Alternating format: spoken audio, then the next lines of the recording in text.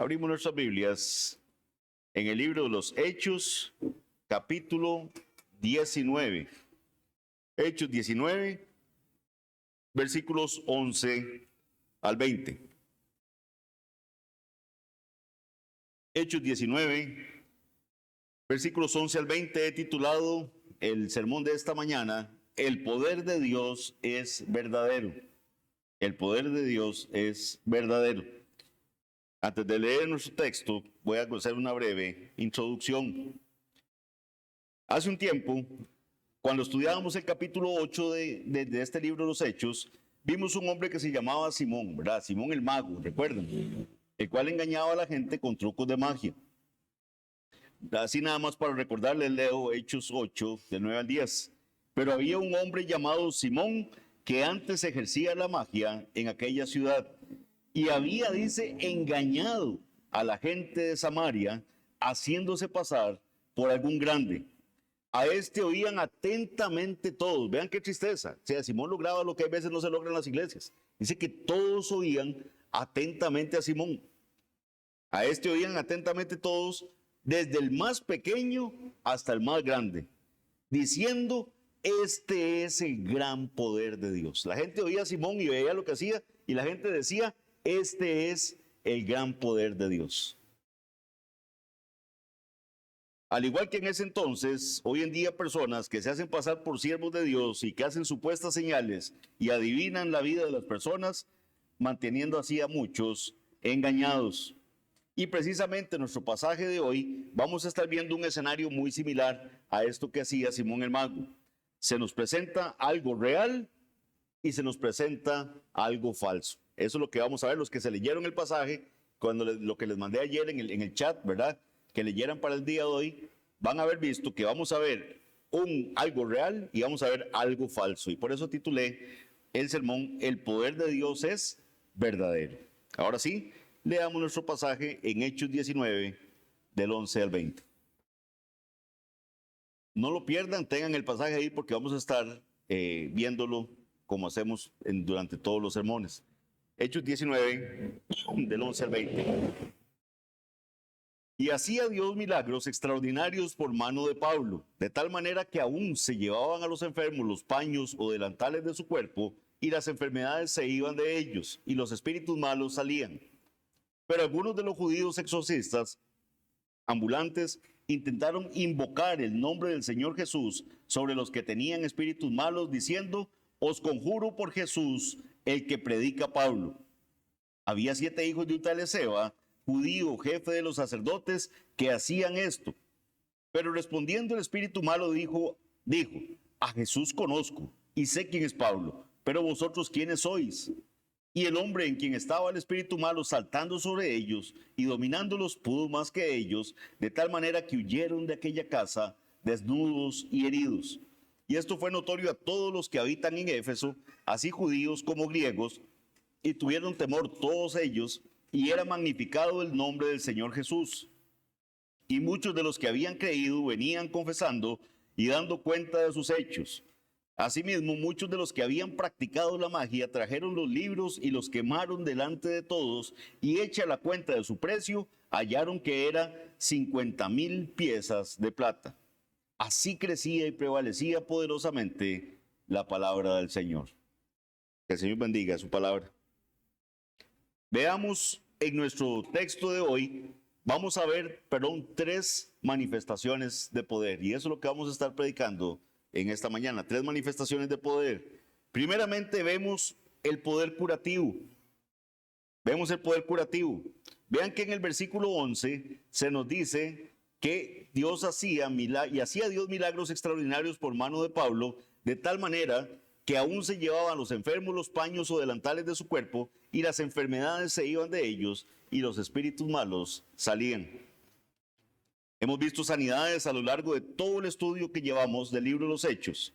Aquí vemos a Pablo todavía en Éfeso y Dios está obrando a través de él para traer sanidad a los enfermos. Pero vean claramente quién es el que está obrando este poder curativo, este poder milagroso. ¿Quién está obrando este poder? El 11 es contundente. El versículo 11 dice, ¿y hacía quién? Dios. y hacía Dios milagros extraordinarios por mano de Pablo. Y esto es muy importante que lo entendamos. El que obra los milagros es Dios. Dios es el que hace los milagros. Nosotros somos meros instrumentos en sus manos. En la predicación de la palabra de Dios es de Él. Esta es la palabra de Él. Los que predicamos únicamente estamos exponiendo lo que es de Él. Era Dios quien obraba milagros extraordinarios y dice que los hacía por la mano de Pablo. Ahora, ¿qué tipo de milagros estaban sucediendo? En el versículo 12 se nos dice que las enfermedades y los malos espíritus se iban de las personas.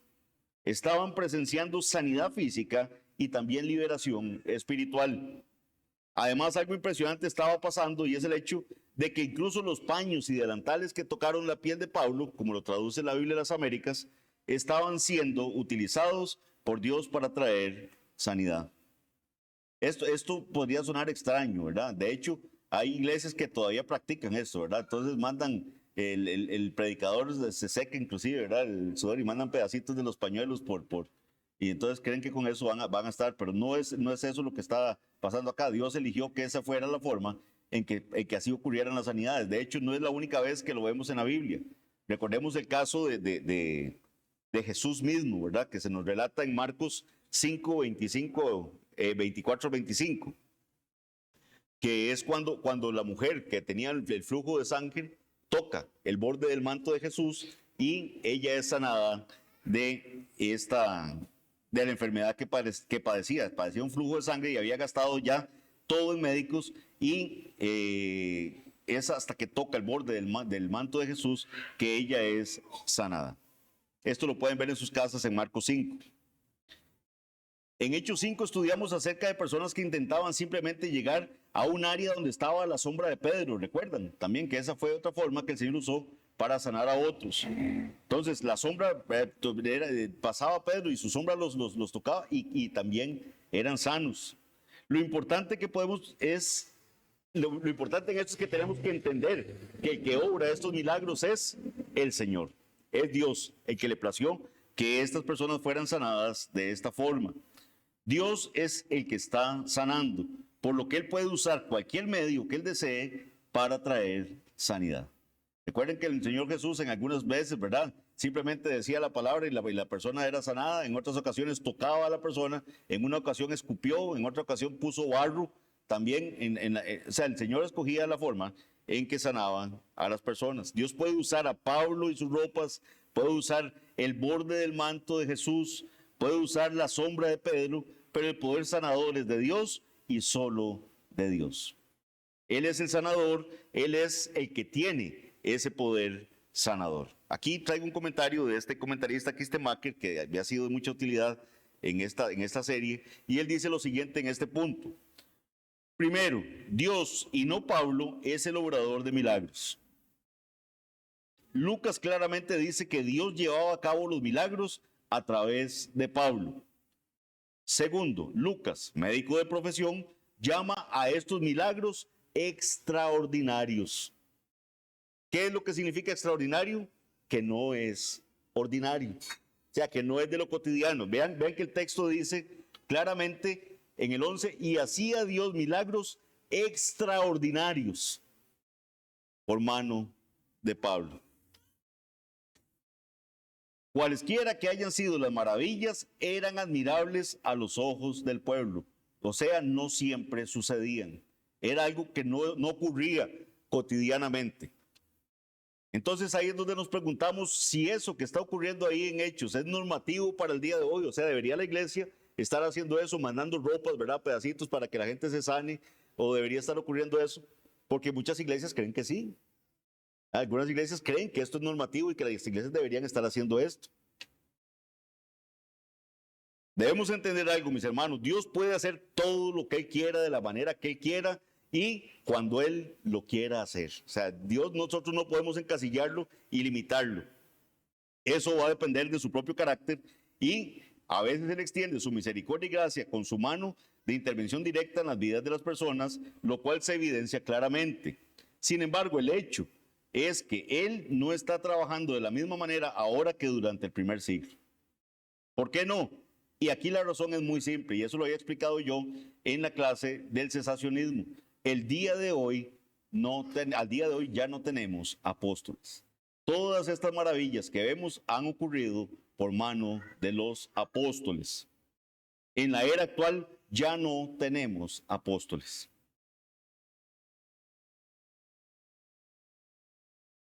Hemos visto ya en el estudio del libro de los Hechos que tales milagros se atribuían específicamente viniendo a través de los apóstoles. Vean, recordemos en casa ahí, Hechos 2, Hechos 5. Pablo lo declara específicamente en 2 Corintios 12:12, cuando él dice, pongan atención a esto, 2 Corintios 12:12. Él dice que las señales, prodigios y milagros realizados a través de él eran las señales de un verdadero apóstol. Cuando él le cuestiona su apostolado, él lo que dice es que él tiene esas señales, esos prodigios y esos milagros que el Señor le había dado a los apóstoles. También hemos sido enfáticos al afirmar que no tenemos apóstoles en la actualidad. Alguien decía que sí tenemos apóstoles en la actualidad, solo que todos ellos son falsos. Todos son falsos apóstoles. Recuerden que un apóstol era alguien enviado con autoridad y este apóstol de Jesús tenía que ser un testigo ocular de Cristo resucitado. Tenía que haber visto a Cristo resucitado. Y todas estas personas que eran candidatos para el apostolado fallecieron ya, o sea, hace bastante rato. Recuerden que lo vimos esto cuando escogieron al sucesor de Judas, a Matías. Esto limitó el grupo de quienes podían haber sido apóstoles a un número muy reducido de hombres. Pablo fue incluido como apóstol debido a su encuentro personal con Jesús resucitado camino a Damasco, que providencialmente lo acabamos de leer acá en la lectura continuada del Nuevo Testamento. Pablo tiene un encuentro con Cristo resucitado. Cristo le enseña a Pablo muchas de las cosas, porque él mismo dice, porque yo recibí del Señor lo que también os he enseñado. Y él fue comisionado directamente por Jesús para el ministerio que desempeñó. Fue la autoridad apostólica autenticada por los milagros que Dios realizó a través de ellos la que les permitió a los apóstoles establecer la iglesia y también ser los escritores de las Sagradas Escrituras inspiradas por el Señor. Vean qué claro lo dice Hebreos 2, del 3 al 4. Apunten esta cita, mis hermanos, y repásenla en la casa. Hebreos 2, del 3 al 4. ¿Cómo escaparemos nosotros si descuidamos una salvación tan grande, la cual, habiendo sido anunciada primeramente por el Señor, nos fue confirmada por los que oyeron? Nos fue confirmada por esos apóstoles que oyeron la palabra, testificando Dios juntamente con ellos, con señales y prodigios y diversos milagros y repartimientos del Espíritu Santo según su voluntad. Fue así como el Señor estableció la iglesia. Fue así como el Señor estableció la autoridad de estos hombres, la respaldó la autoridad de estos hombres, predicando, estableciendo la iglesia y escribiendo las Sagradas Escrituras. Fueron dones que fueron dados a estos hombres que el Señor designó para ese momento, pero ya hoy en día no tenemos apóstoles. Leo nuevamente, porque este pasaje es fundamental. ¿Cómo escaparemos nosotros si descuidamos una salvación tan grande? Aquí está hablando de la salvación, la cual habiendo sido anunciada, ¿qué? La salvación, primeramente ¿por quién? Por el Señor. Viene el Señor y anuncia la salvación. Dicen, no fue que confirmada por los que oyeron, testificando juntamente con ellos con señales y prodigios y diversos milagros y repartimientos del Espíritu Santo según su voluntad. Además, los milagros en sí mismos no eran eventos normales. No era que había milagros a cada rato. Ni siquiera en ese tiempo.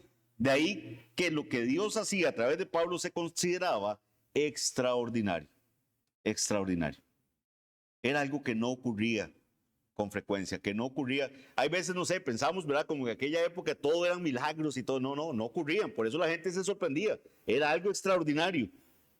Por eso afirmar que tales cosas son o deberían ser normales en la actualidad es incompatible con la obra de Dios, tal y como se observa a lo largo de la historia bíblica.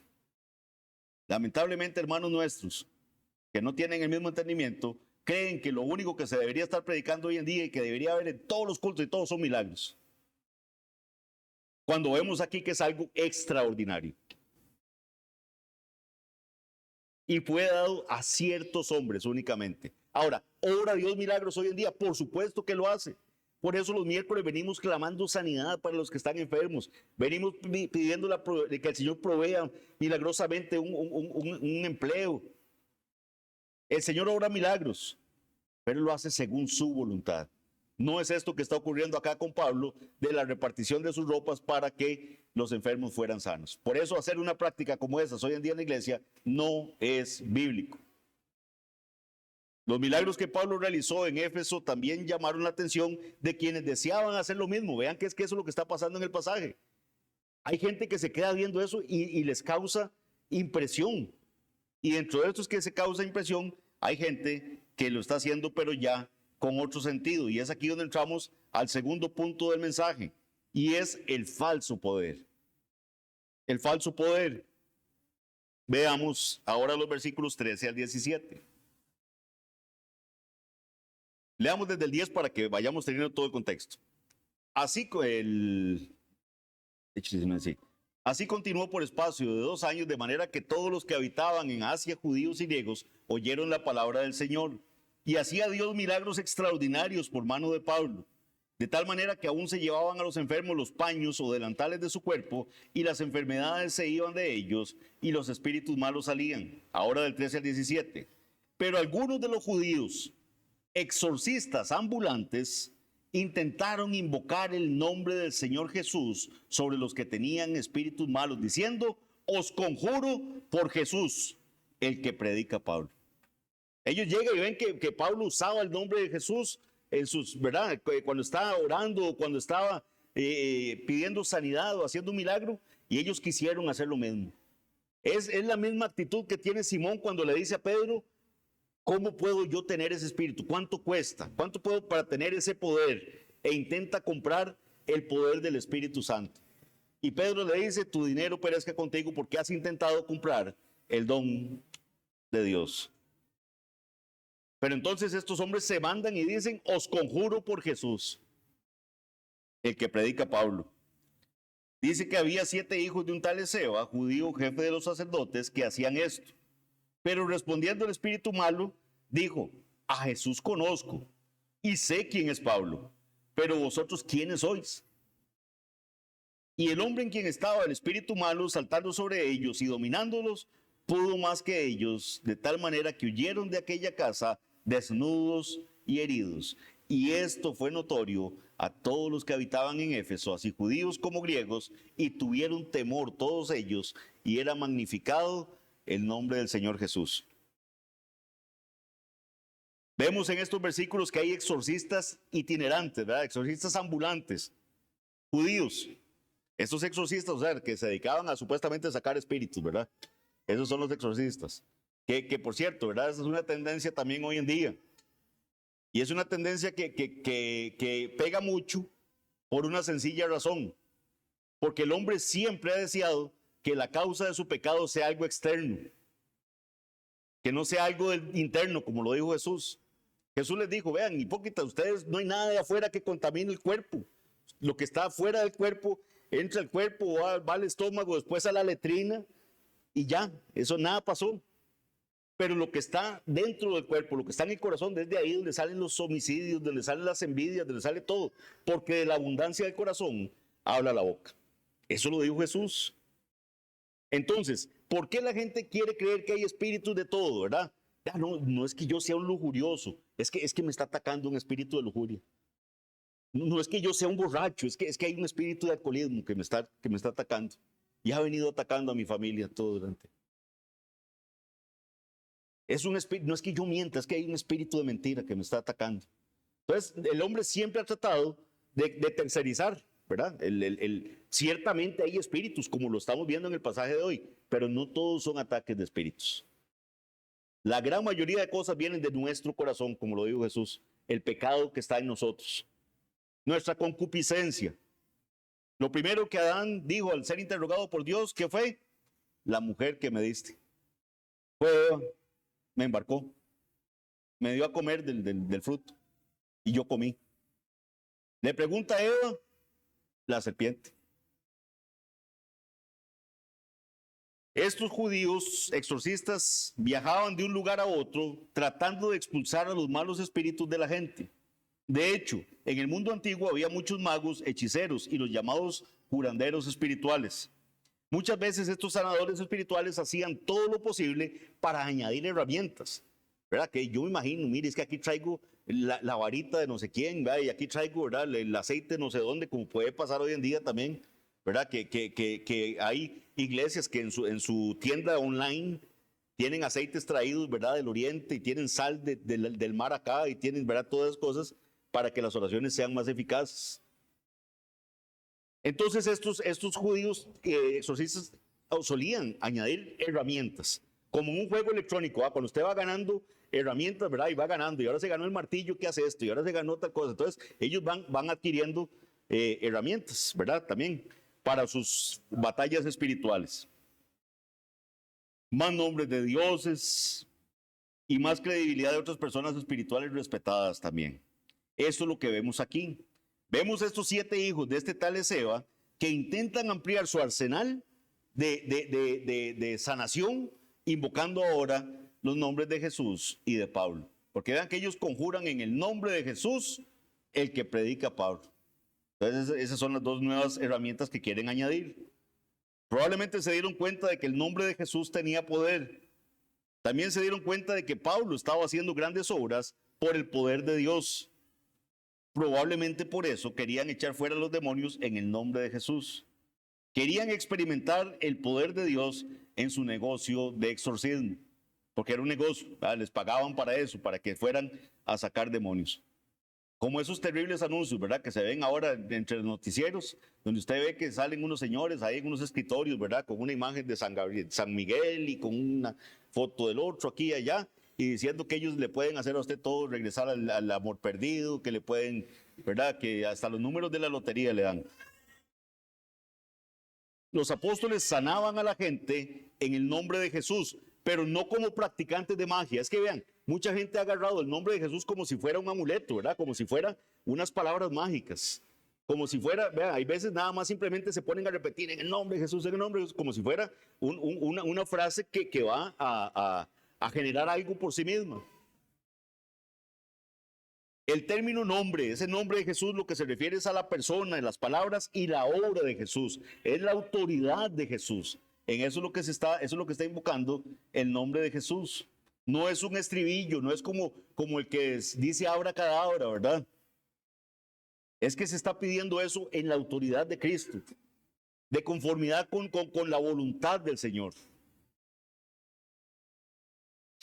Por eso cualquiera que use este nombre se identifica completamente con el poseedor del mismo y llega a ser su verdadero representante. Por lo tanto, los incrédulos jamás podrán usar el poder del nombre de Jesús. Los incrédulos jamás podrán usar el poder del nombre de Jesús. Esos exorcistas claramente no eran auténticos seguidores de Jesús, intentaron aprovecharse de su poder. Lo vieron como un mecanismo de poder. Vean lo que les pasó, versículos 15 al 16. Pero respondiendo el espíritu malo dijo, a Jesús conozco y sé quién es Pablo. Eso lo está diciendo el espíritu malo que está dentro de ese hombre. A Jesús conozco y sé quién es Pablo, pero vosotros, ¿quiénes sois? ¿Ustedes quiénes son? Ni siquiera los conozco. Y el hombre en quien estaba el espíritu malo saltando sobre ellos y dominándolos, pudo más que ellos, de tal manera que huyeron de aquella casa desnudos y heridos. ¡Qué vergüenza! Se les vino encima al hombre este que estaba endemoniado y salieron sin ropa. Y salieron todos golpeados.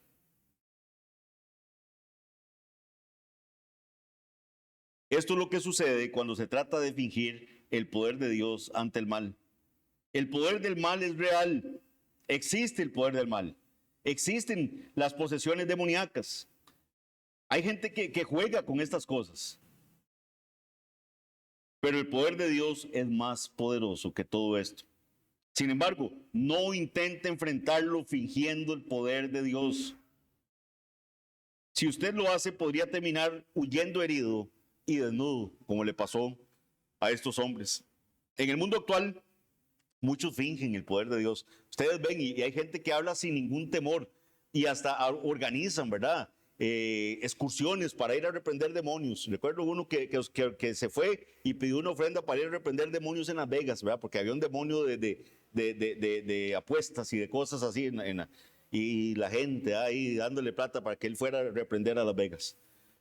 Otra que hizo una excursión submarina para reprender a todos los demonios que estaban en el fondo del mar. Bueno, de eso vemos en todo eso. En el mundo actual muchos fingen poder. Tenemos falsos sanadores, falsos profetas, falsos pastores, falsos cristianos y mucho más. Pero Dios tratará con ellos. Uno a veces desearía que le pase que sea tan inmediato, pero el Señor va a dar el pago cuando Él lo tenga bien. Pero esto no van a salir impunes de esto. Estas fuerzas del mal conocen el nombre de Jesús y conocen el poder de Dios. ¿Qué dice Santiago 2:19? Que los demonios creen y tiemblan. Los demonios creen y tiemblan. Lamentablemente es común entre algunos creyentes bien intencionados, algunos de ellos, dirigirse a Satanás mientras están orando. Ustedes no han visto, ¿verdad? Que ellos están orando y empiezan de un pronto a otro a reprender al diablo y hacerle aquí, que le bajan la cola y que le hacen, ¿verdad? Todo esto. Y eso están orando, están hablando con el Padre y de un pronto a otro empiezan a hacer todo eso. Y empiezan a reprender en el nombre de Jesús. Y te reprendo, otros dicen te ato. Empiezan a atar al diablo. Algunas prácticas que se han vuelto comunes deben ser cuestionadas a la luz de la palabra del Señor. Reprender y atar al diablo es una de estas prácticas que tiene que ser cuestionada a la luz de la palabra del Señor. Y el hecho de que incluyamos la frase en el nombre de Jesús en esa reprimenda no significa que eso sea correcto. Primero, no hay ningún lugar en las Escrituras donde se nos diga que podemos atar a Satanás. No se nos dice, no se nos manda a la iglesia a hacer eso. Y tampoco hay algún lugar donde se nos anime a hablar con el diablo y a reprenderlo. En segundo lugar, y más importante, vean lo que vemos en Judas en los versículos 8 al 10. Esos pasajes es contundente. Judas solo tiene un capítulo, los versículos 8 al 10. Leo para ustedes. No obstante, de la misma manera, también estos soñadores mancillan la carne, rechazan la autoridad y blasfeman de las potestades superiores, dice Judas. Pero cuando el arcángel Miguel, que está hablando de Miguel, que es un ángel muy poderoso, dice, cuando el arcángel Miguel contendía con el diablo, disputando con él por el cuerpo de Moisés, no se atrevió a proferir juicio de maldición contra él. No se atrevió a proferir juicio de maldición contra Satanás, sino que dijo, el Señor te reprenda. El Señor te reprenda. Pero estos blasfeman de cuantas cosas no conocen. Judas le estaba advirtiendo a su audiencia sobre el peligro de la arrogancia al tratar con seres celestiales. Él mencionó al arcángel Miguel como un ejemplo de cuán cautelosos y humildes debemos ser en estos temas. Estos hombres, estos hijos de Seba, intentaron jugar con poderes que ellos no tenían. Se pusieron a hablarle a estas potestades con un poder que ellos no tenían dentro de ellos. Y la Biblia no nos enseña que nosotros tenemos que estar haciendo este tipo de espectáculos. A pesar de toda la autoridad que le fue dada, Miguel no se atrevió a decir te reprendo o te ato a Satanás. En cambio, solo dijo, el Señor te reprenda.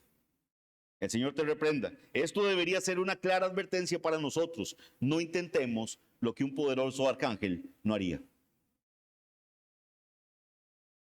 Este es un asunto serio, mis hermanos. Por lo tanto, no debemos enfrentar el mal de este mundo fingiendo poder.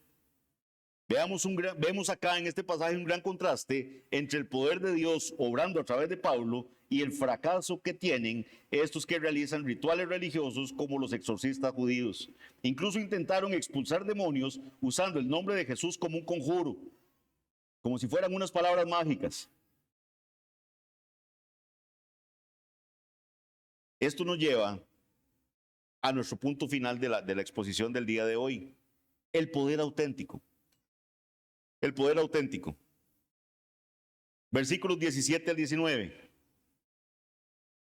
Y esto fue notorio a todos los que habitaban en Éfeso. O sea, esto que acaba de pasar, esto de los hijos de Seba, ¿verdad? Esto también, los milagros que Dios hacía a través de Pablo, esto fue notorio a todos los que habitaban en Éfeso, así judíos como griegos. O sea, a los judíos y a los gentiles, es lo que quiere decir.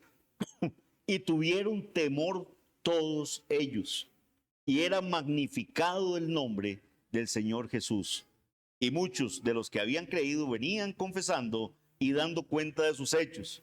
Asimismo, muchos de los que habían practicado la magia trajeron los libros y los quemaron delante de todos, y hecha la cuenta de su precio, hallaron que eran 50,000 piezas de plata.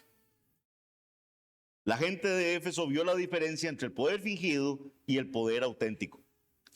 La palabra que se traduce miedo, que dice que todos tuvieron miedo, acá es la palabra griega phobos, de donde viene fobia, ¿verdad? Tuvieron miedo, de verdad. Tuvieron miedo. Ese temor que surge, ¿verdad? Ese temor de Dios que surge cuando uno realmente entiende que Dios está presente. Ese temor de Dios genera asombro ante la maravilla del poder de Dios Todopoderoso. Lamentablemente muchos tienen la tendencia a minimizar el temor de Dios. Mano, Joan había predicado al respecto. ¿Verdad? Nada más dicen, no, es que el temor no es temor, ¿verdad? Es reverencia, lo que quiere decir ese temor de Dios. Reverencia, solo respeto. Ciertamente el respeto y la reverencia están dentro del temor de Dios, pero eso no es solo lo que significa el temor de Dios. El temor bíblico de Dios que debe estar presente en un creyente incluye también el entender lo mucho que Dios aborrece el pecado. Tenemos un Dios santo que no se complace en el pecado. Y entender que si seguimos pecando de esa forma, sin arrepentirnos y sin entender que Dios aborrece el pecado, nos va a venir castigo, nos va a venir disciplina.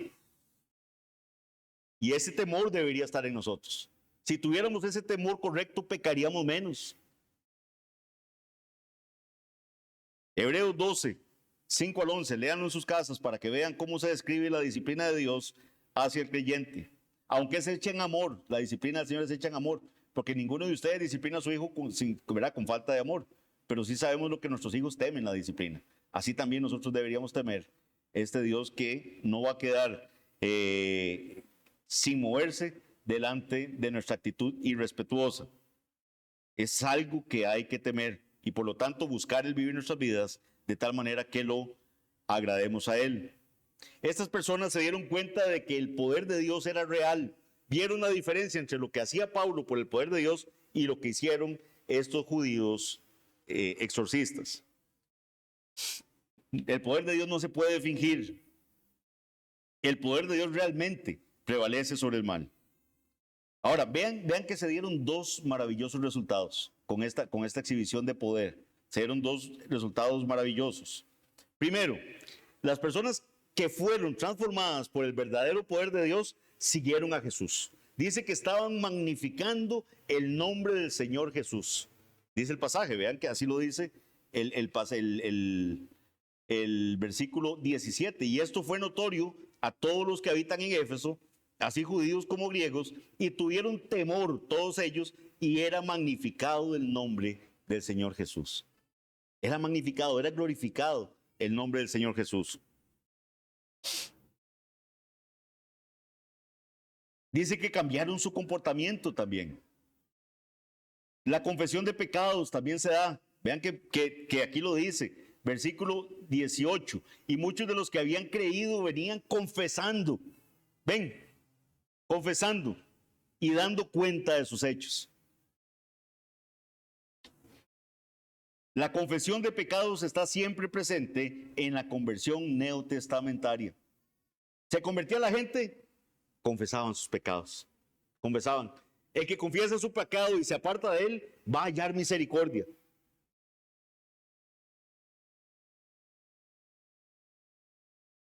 La palabra de Dios convenció a los creyentes entre los efesios de sus pecados y como resultado se arrepintieron y dejaron su mala conducta.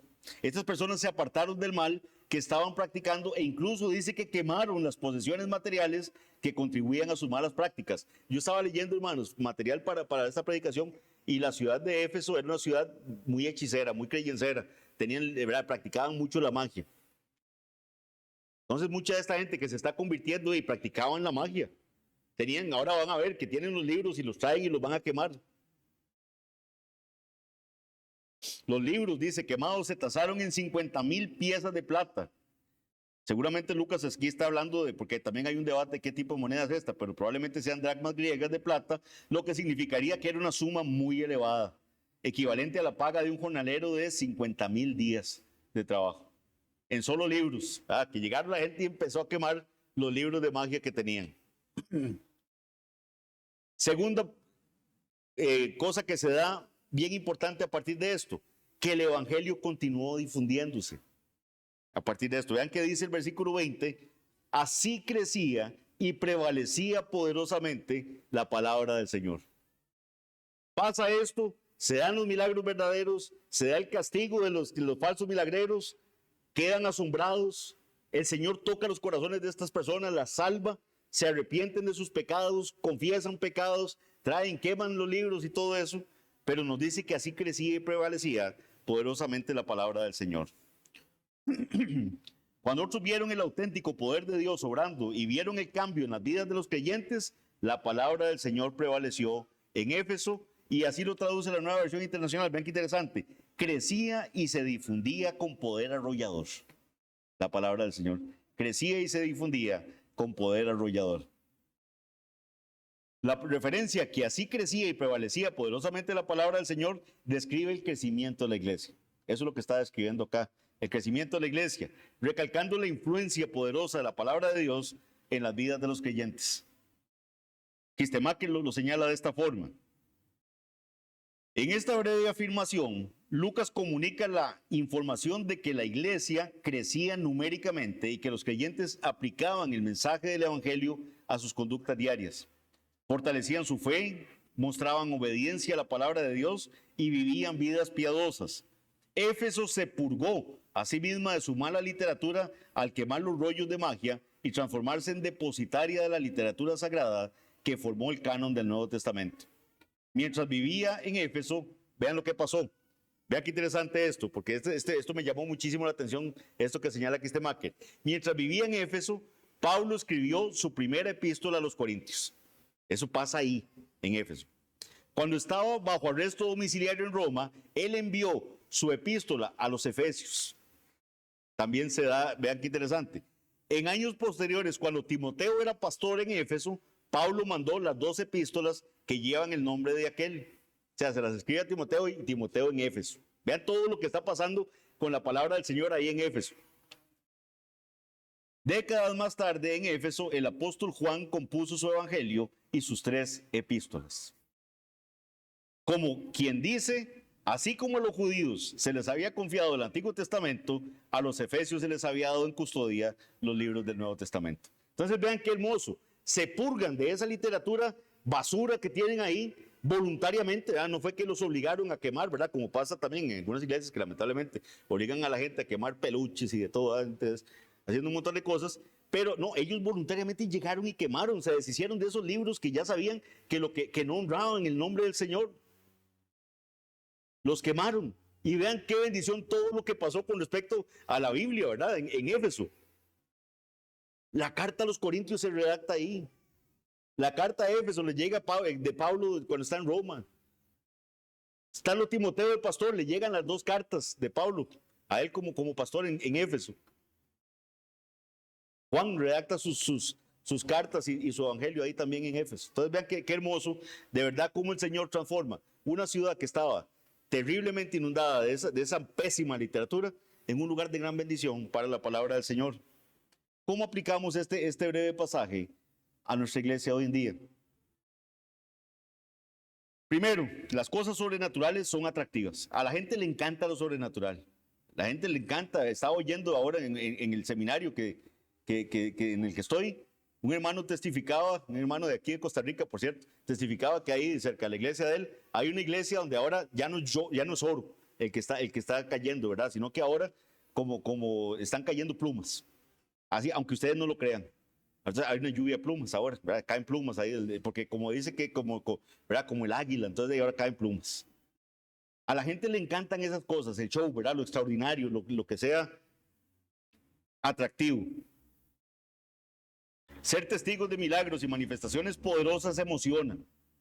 Sin embargo, esto tiene el peligro de menospreciar lo importante que es Cristo por darle más importancia a lo sobrenatural. Lo importante es Cristo. Nuestra mirada tiene que estar puesta en Cristo. El problema de buscar señales es que aunque puedan darnos un beneficio terrenal, no salvan. Esas señales no salvan, ni dan vida eterna. ¿De qué sirve haber recibido muchos milagros si al final nuestra alma se va a perder? No debemos buscar un milagro. Vean lo que dice Juan 6, 26 al 27, lo leo de la versión de la Biblia de las Américas. Jesús les respondió y dijo, en verdad os digo, me buscáis no porque hayáis visto señales, sino porque habéis comido de los panes y os habéis saciado. Ustedes me buscan porque les di pan y se hartaron. Eso es lo que dice realmente la palabra. Comieron hasta hartarse, hasta quedar totalmente llenos. Trabajad, dice, no por el alimento que perece, sino por el alimento que permanece para vida eterna, el cual el Hijo del Hombre os dará, porque a este es a quien el Padre, Dios, ha marcado con su sello. Mateo 6:33, mas buscad primeramente el reino de Dios y su justicia, y todas estas cosas os serán añadidas. Sustento y abrigo de Dios y su justicia, y todas estas cosas os serán añadidas. Sustento y abrigo nunca le faltarán a quien busca primeramente el reino de Dios y su justicia. Hoy en día hay muchos hijos de Seba que por todos los medios procuran hacerse de fama para que les crean sus manifestaciones sobrenaturales, pero nunca presentan a Cristo. Andan ahí ofreciendo milagros, andan ofreciendo cosas extrañas, pero nunca presentan a Cristo. Debemos rogar a Dios que Él nos use según su voluntad para su gloria. Nosotros nunca debemos jamás tratar de usarlo a Él para nuestros propios propósitos. Hay gente que trata de usar a Dios, ¿verdad? Trata de usarlo como si fuera el genio de la lámpara de Aladín, ¿verdad? Que yo llego y froto la lámpara y le pido los deseos y me los tiene que dar. Si es que se los pido, como bien predicaba el hermano David la semana pasada, ¿verdad? La forma tan hermosa en que Jonatán y sus siervos llegan y ellos dicen, por si quizá Dios, ¿verdad?, nos dé la victoria. Otros llegan y le exigen a Dios. Y porque yo lo estoy pidiendo así, tiene que dármelo, Señor. En resumen, la principal diferencia entre Pablo y los exorcistas judíos, acerca de los cuales aprendimos hoy, se da en que Pablo se gozaba en el hecho de que Dios lo usara a él, según su voluntad y para su gloria. Pero estos charlatanes espirituales intentaban usar a Dios para su propio beneficio económico. Dios era una herramienta más. Dios era alguien que les iba a proveer para sus deleites. Quienes acudían a estos exorcistas también intentaban usar a Dios, el poder de Dios, para sus propios fines. Ellos buscaban a los exorcistas para que les diera lo que ellos estaban buscando. No tenían intención de arrepentirse de sus pecados ni someter sus vidas al propósito de Dios. Como les digo, y acuérdense siempre de la lámpara de Aladín, es eso, es la gente que llega buscando a Dios como si fuera el genio que yo froto y le puedo pedir deseos. Pero después de eso no quiero nada más. No hay humillación, no hay arrepentimiento, no hay servicio, no hay renuncia.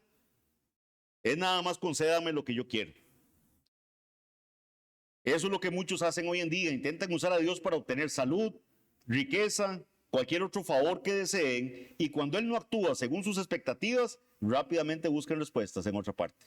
Aquí no me sirvió. Van por otro lado. Jesucristo no es su Señor, lo cual queda plenamente demostrado en la forma tan rápida en que regresan al mundo cuando Jesús no cumple sus deseos. Finalmente, cuando verdaderamente experimentamos el poder de Dios, debemos entregarnos completamente a Él en temor. Ese temor reverencial, ese temor de obediencia, pero ese temor también que entiende que tenemos un Dios justo, que Él no va a dejar sin castigo la ofensa que nosotros cometamos. El auténtico poder de Dios definitivamente va a producir cambios profundos en nuestras vidas. Tiene que producir cambios. Y al igual que en Éfeso, la palabra del Señor va a crecer y prevalecer poderosamente. Mis hermanos, que esta breve porción sea de edificación para nosotros en la iglesia. Vamos a orar. Padre bendito, Señor, eres grande, poderoso. Hemos sido testigos en este pasaje, Señor, de la grandeza de tu poder. Señor, permítenos usarlo con respeto, usarlo, Señor, sabiamente en la exposición de tu palabra, en la proclamación del evangelio, en hacer tu voluntad y solo para tu gloria, Señor.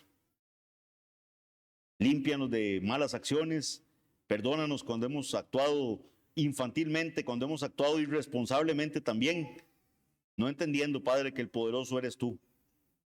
Te damos gracias, permítenos, Señor, siempre actuar a la luz de tu palabra y nunca buscar, Señor, la gloria para nosotros. Ahora bendice lo que vamos a hacer, Señor, en este momento, la cena tuya, que sea para tu gloria. Y gracias por la obediencia de tu iglesia a los preceptos que tú dejas en tu palabra. Te bendecimos en el nombre de Jesús. Amén.